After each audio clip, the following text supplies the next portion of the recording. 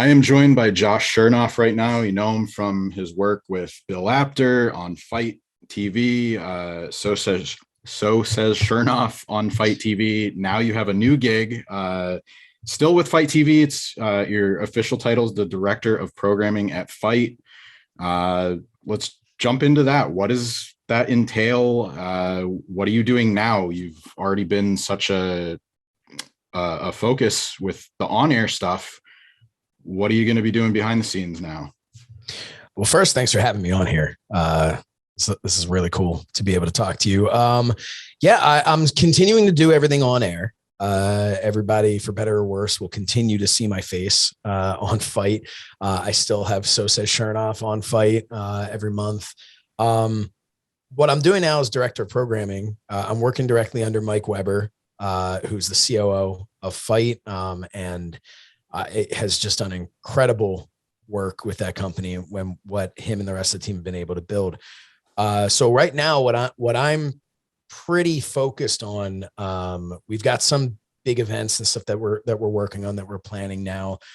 So I work on the very, mundane, working out a schedule, or budget, things like that. But then the really exciting stuff that I really love is, as director of programming, I'm looking for more programming. So we're looking to bring more weekly shows on, be it, a video podcast, a wrestling program, boxing program, mixed martial arts. We're looking for that. So for me, what's been exciting is I think during this pandemic, so many people became content creators, people who maybe didn't think they could do it before. We all learned through Zoom and other means that we can conduct interviews with anybody all over the world, that we can create these shows. So many people have had these ideas, and maybe they just have it on YouTube, which is where I started with So Says Shernoff. So now I kind of get to almost kind of pay it forward in that regard, that I get to look at it now and say, okay, what's that show that's on YouTube that's maybe has a great little following there, but could be so much more if they just had a bigger platform. And then I get to work to try to bring that to FITE. And Wednesday's schedule has women's wrestling talk. People can check that out tonight. But one of the really cool things is, you have an Ohio Valley Wrestling, you have MLW, you have, I'm familiar with PPW because they're in like the Pocono area. So, sure, a whole different variety of wrestling promotions that maybe otherwise wouldn't get television coverage. And we're moving into the era where, television's great, but FITE's giving all these other companies a home to really show what they can do. And there, you have the GCWs, and I'm going back a few years, but StarCast was like a really big one where you didn't have to be there, even though you wanted to. If you couldn't be there, like, you didn't miss anything on FITE's coverage. So it's really cool to kind of see all of the variety of shows that are on there. And now, like I mentioned, the first one, you're getting a women's wrestling talk show every week, which it's not just live content, it's podcasting. There's a bunch of different stuff on there. So, and I think that's our mindset moving forward with FITE, is to continue to expand that, where we are able to bring you, because a perfect example, you mentioned OVW, right? OVW has had TV for decades at this point. They've had it in local areas. They've even expanded their TV out, where they're syndicated to so many potential households. But with FITE, they're worldwide. And that's something that you take a small promotion like that has these great storylines, has this great talent there, that now somebody on the other side of the world can be enjoying OVW. OVW can be their favorite promotion. Their favorite weekly TV show can be OVW. And that's not something that could happen a year ago for them, right? So that's something that I love about FITE. I saw that with my own show on FITE, that platform that is there, it's really this great opportunity. And so I think also having these talk shows on there, everybody loves a podcast now, right? Podcast became the biggest thing and continues to grow. But there's so many out there that I feel like FITE is providing this opportunity of saying, okay, let's break it down by boxing, by mixed martial arts, by pro wrestling. Here's a video podcast that we have for you. So you're not necessarily, and I like to think that FITE is getting the best of the best. So you're able to kind of wade through that a little bit easier than you would just, what are you going to type wrestling into, your Apple podcast app? You're going to get a lot of stuff on there. So hopefully we're going to be able to kind of present the best of the best, where people can come to FITE and say, hey, I'd love a nice talk show. I'd love something like that. What does FITE have to offer? So I think that's an exciting thing for me, at least, to be able to put that together. Yeah, it very much feels a little less chaotic. Instead of like, I'll use your searching in a podcast app, like, oh yeah, there's all this stuff out there. What am I going to listen to? It's almost too overwhelming, but like, you have it: boxing, wrestling, MMA, and then like each weeks of scheduling, like where it almost feels more inviting instead of trying to pick and choose. Well, what app am I going to use? What subscription am I going to use? The price point, like that comes into play now. Like, it makes it very much easier to get into. Well, that's another example of looking at like using OVW again as an example. And why not? We'll give them some free press here because they're great. But OVW is an example of maybe you don't know about it, or maybe you maybe you can get it in your area, but you don't really realize that you can. You don't know where to look for it. But now you do know where to look for AEW. You do know if you're outside the US, you know where to look for, you're going to watch an Impact pay-per-view, right? So you go on FITE to order your Impact Wrestling pay-per-view, and you see on there as you're looking through, oh, OVW has a television show. Why don't I check that out? So there's also that relationship of all the FITE programming that is almost like built-in advertisement in that way. I think that that's really beneficial to the business as a whole, whether the business be pro wrestling or mixed martial arts or we have motorsport on there. We have football on FITE. So there's a lot on there. And I think that, like you said, and like I had said before that, it makes it a little bit easier to digest all of that information. Yeah. And, a couple others I'll mention that have had or have content, Ring of Honor, like there's still weekly content on there. Yeah. NWA is still on there. NWA is on every week. Yeah. So like I said, a huge variety of content that's out there, that, I've done the same thing. I ordered an Impact pay-per-view. I forget which one it was, but I was like, oh, that's on here too. Like I should check that out.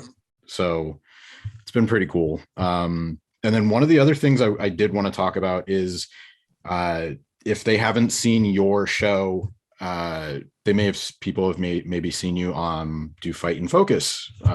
You also host that, a really good sit down interview series. Thank you. I think the most recent one was Cody. Yeah, I think that's the one, at least that recent aired. one. Yeah, the most recent one that I did for at least for pro wrestling was Cody, and that was a great conversation with him. I've done a decent amount with AEW talent recently, MJF and Bryan Danielson. Those were both great as well in very different ways. But I sometimes we'll have panel discussions leading up to a pay-per-view event. We might have a couple of Impact Wrestling stars leading up to an Impact event. We also will have these live Fight and Focuses that like we had one leading up to live the day of the GCW show at the Hammerstein. We had a nice sit. You know what? My most recent one, I guess, was a sit down with Brett Lauderdale, which was a couple weeks before the Hammerstein event. But actually, he and I sat down in the empty Hammerstein ballroom, and it was really cool. And was able to pick his brain because not a lot of people know his story. And I found that specific Fight Fight and Focus was one of my favorites that I've ever done, because I really felt like I was learning something as well. But yeah, we have all those events. And then you had mentioned my show as well. I'll pitch it really quick. It's a little self-deprecating, but it's a fun look at the headlines of pro wrestling, not as long form, but still it has a talk show format. I'll let you take over from there. Yeah, I'll do it. Well, thank you. No, it's so Says Shernoff. It's a monthly satirical wrestling news show. So pretty much the format of it is, it starts off, it's me. I welcome, we used to do it in front of a live audience. And then COVID happened, and now obviously we don't. But this is in Monco, it was at Montgomery County Community College. Yeah. In Blue Bell, Pennsylvania. That's where we were recording it. And it was a lot of fun. And so obviously it's different when you have people laughing at your jokes. But I'm also very used to people not laughing at my jokes. So it's okay, to kind of just sit there in a room by myself and do it. But we have headlines kicks it off. So it's always the months, looking back in the month's wrestling headlines. And it's much more kind of like picking out like this most recent one. We kind of touched base on Hulk Hogan's feelings on Betty White's cause of death and whatnot. And some of just like, okay, what kind of ridiculous things are wrestlers saying right now? What kind of stuff's going on there? And it's very much in the vein of I won't say it's like a Daily Show, but it's in the vein of the old Daily Show or Colbert Report, or any of those types of satirical news shows. But then we do have sit down interviews with guests as well. We've had Eric Bischoff on, Jeff Jarrett's been on, Nick Aldis, Wade Barrett, so many different people have been on. This past episode, the January episode, which was episode 1 of season 4. We did, I had like a little vlog, which is over on my Patreon, patreon.com/Says Shernoff. But it was over at my Patreon. So we kind of did like maybe a third of the vlog from my trip to GCW, to the Hammerstein, some behind the scenes of that. So that's what we put in this time instead of an interview. And that was honestly because I had just gotten back from New York, and just from a scheduling standpoint. But if I can pat myself on the back, Barry Horowitz style, the thing I'm most proud of with that is I just won the International Academy of Web Television Award for Best Host for So Says Shernoff. So I won that this past weekend. So I'm super excited about that. I will definitely, outside of my show, I'm very humble about that. I'm very honored. On the show, I'm probably going to be much more, it's a little bit more of a character, I guess you could say. So it's me turned up a little bit more sarcasm, a little bit more full of myself. So we'll have a big celebration on that show. It's always fun to honor myself. You can see over my shoulder here, I have a Sherney Award, because we do an award show every year, which again is just a tongue-in-cheek fun show. But it's great to, it's great to be able to do that. I have a new show on Fight as well, Talking with Friends. We're about to do our 10th episode. It's also a monthly show.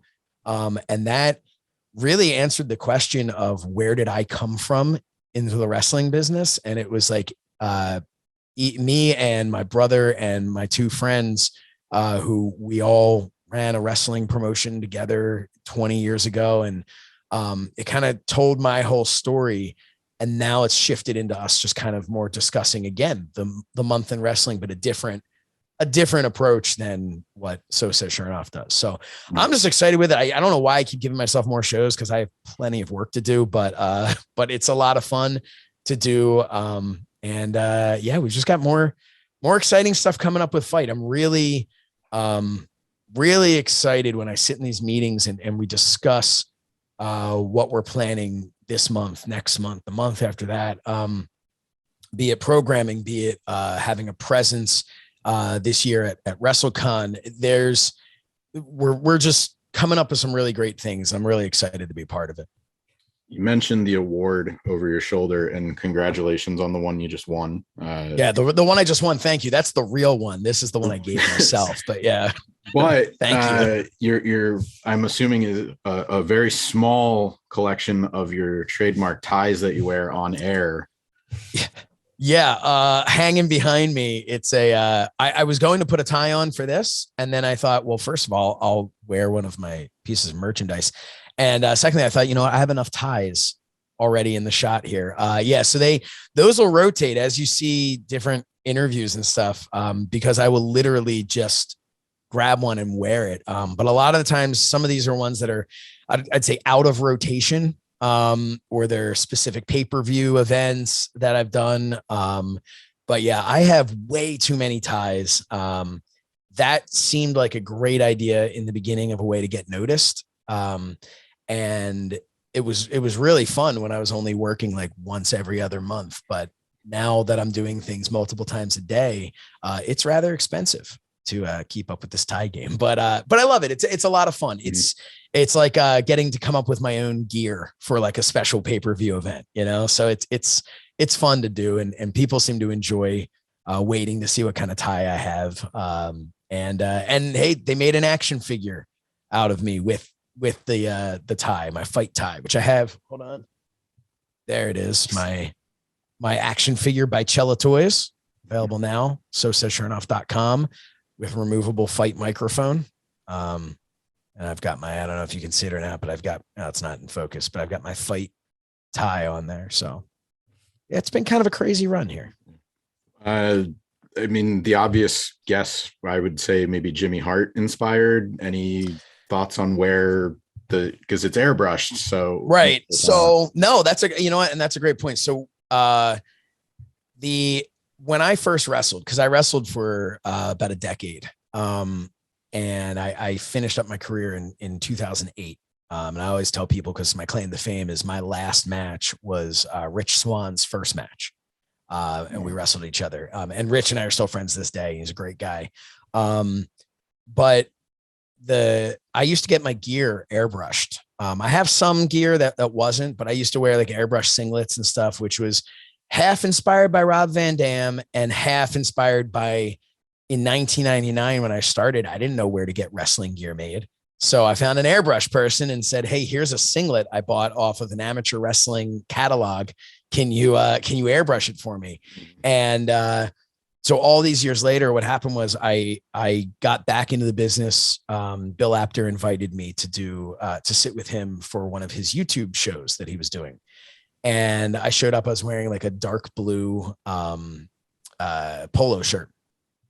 And afterwards we had a lot of fun, and Bill goes to me, he's like, you just need a gimmick though. You need like, you're looking too normal. Like you need a gimmick. And I'm thinking to myself, well, I'm me. I'm not on here as a wrestler. I'm using my real name. I'm just trying, I'm just having some fun, but what kind of gimmick? So the next time I came back, the next week I wore like a flashier shirt and like bright colored tie, and, trying to be like the reporter here. And I was like, I don't know. I'm like, that didn't feel right. But then I started thinking to myself, I'm like, I did think a little bit Jimmy Hart, how he had, always had that. And I thought, well, that's A, it's been done. And B, that's too much. Cause I'm very dry and sarcastic in my humor. I'm not Jimmy Hart over the top. So I'm like, so it needs to be a little bit more professional, but something that stands out. And that's where I had the idea. I thought, well, what if I just go back to that person who used to do my gear and have her airbrush a tie?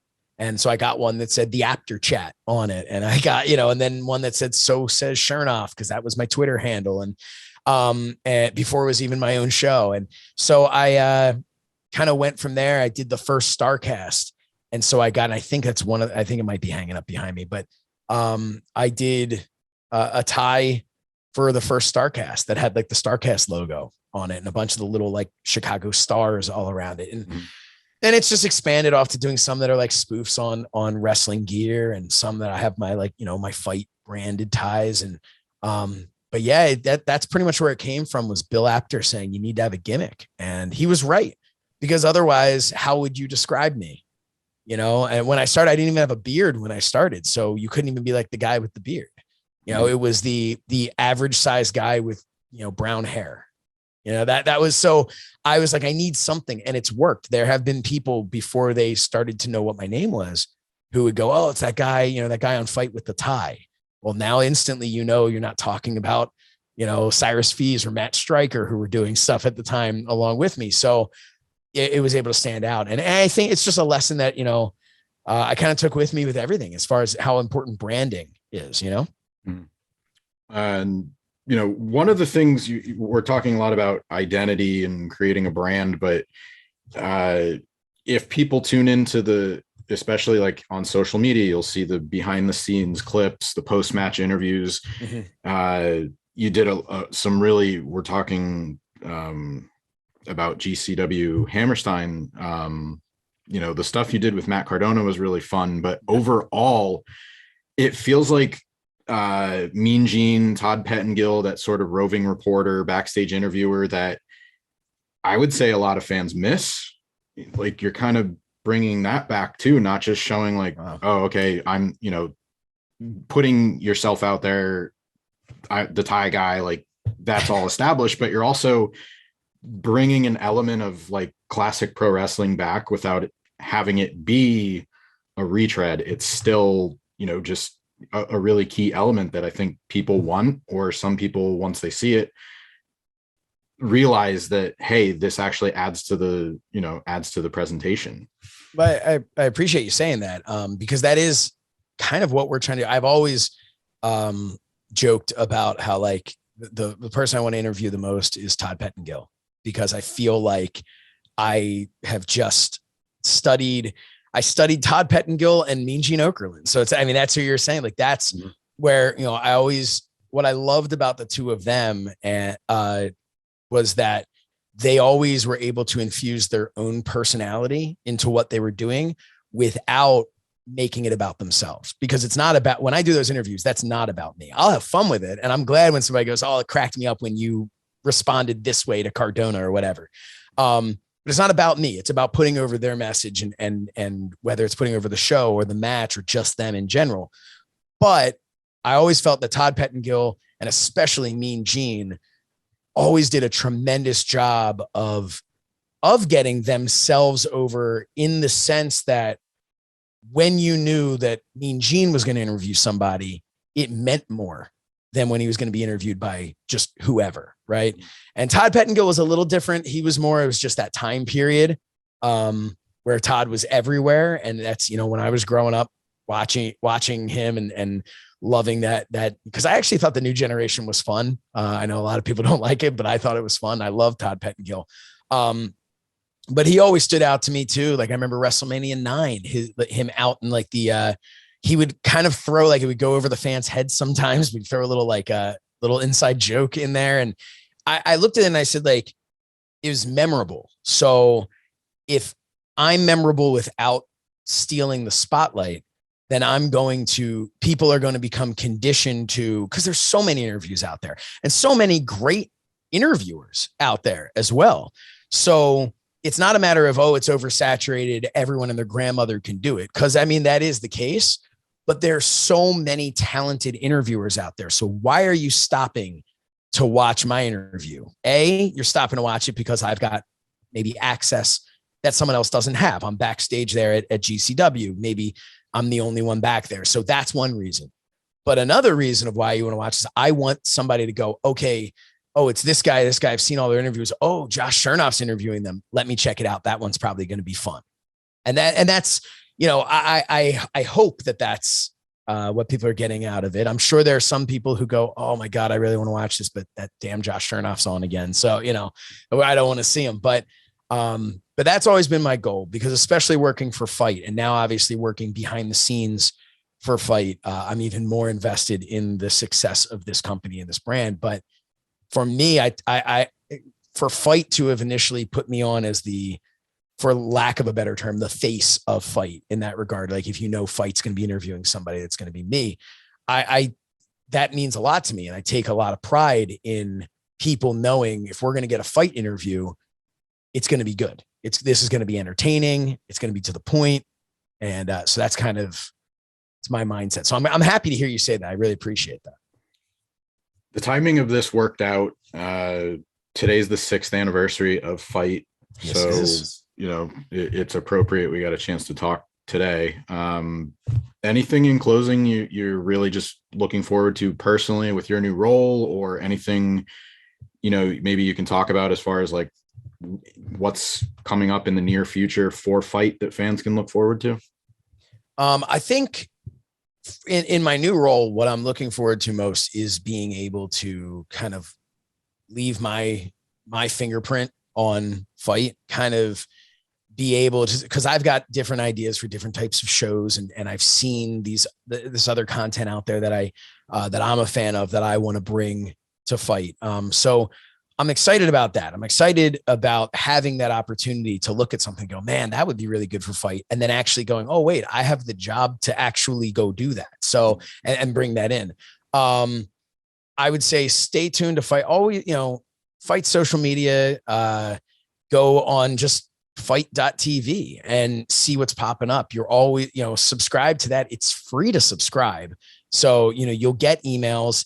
They're never blasting you with a incredible amount of emails. It's always just letting you know when there is a big show that you would be interested in based on how you've signed up. So that's the best way to kind of see what's coming up. But I will say, I don't know how much I'm allowed to say, but I will say that we are going to have a big presence WrestleMania weekend at WrestleCon. We will be so physically there, but also we are going to have so many incredible live shows going on that weekend. So that is something that I'm excited for. I think FITE fans are going to be, I think wrestling fans in general are going to be very, very excited for, because there's some really, really good shows that are going to be coming to that, be it stage shows or in ring. So there's going to be a little bit of a mix this year, which is exciting. And then, just in general, I'm just, I think there's always stuff in the works that obviously you can't talk about when it's, it's super early, but we've got ideas for things that we've never done before as a brand. So I think stick with FITE, and you're going to be excited to see what comes next. Fair enough. Can't think of any better way to put it. Stay tuned, see what's next. The company's grown a lot in 6 years. Like I talked to Jeff Jarrett not too long ago. I was telling him, like, I remember when this was still Flips Media and it wasn't even FITE yet. And I was like just seeing like how much it's progressed, especially in the past like year or two. It's great to see, and great for pro wrestling, but also, boxing, combat sports. But, it's really cool for all of these pro wrestling companies and pro wrestling fans sort of have a new opportunity to either follow something that they're passionate about or find a new passion through one of these companies. So, I mean, look, it's 6 years, but in the scheme of things, we're just getting started. I feel like it takes a good 5 years to get your feet under you, as a company, and what FITE has managed to build in 6 years. They just put out a video. I shared it on my social media. And FITE just put this video out celebrating the 6 years, and you can see all the statistics in there of how many shows they've already aired, how many live events, how many subscribers, how many, it's really incredible what they've grown in such a short amount of time. And everything snowballs. So whatever they were able to do in the first 2 years, they're going to be able to do just as much in the next 6 months. Everything it's more and more. So I think the next couple of years are going to be huge for FITE. Obviously I'm a fan of FITE. I'm obviously employed by FITE, but the way I look at it is I'm employed by FITE after working with them on like a contract basis, and as a content creator first, and then on air. I think I'm kind of like the best poster boy for how great FITE actually is, because I worked with them from the outside and worked my way in. Why would I work for them if I had bad experiences, right? I had nothing but incredible experiences. And that started just as downloading the app. I remember I heard Jim Ross talk about it on his podcast years ago, and I downloaded it. I'm like, I remember looking at it going like, oh wait, I can watch Ring of Honor on here. This is amazing. And I just, I've been a fan of it from the very beginning, and now getting to work behind the scenes, I can tell you the team that is there is so good. They're so focused on just getting better every single day. They don't ever stop to, I mean, I guess they stopped to celebrate. I mean, it was as much as like, hey, congratulations, 6-year anniversary. Okay, what's next? Let's keep moving. And that's really a refreshing place to work.